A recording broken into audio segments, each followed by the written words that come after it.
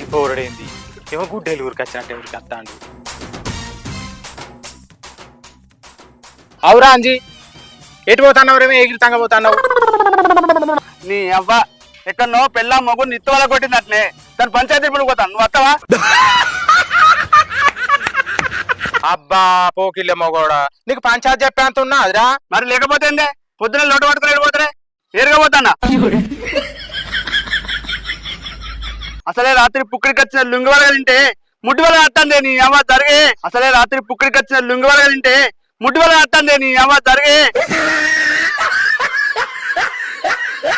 ఆగు ఆగు ఆగురా, గొట్టసేపు ఆగురా, ఆగు.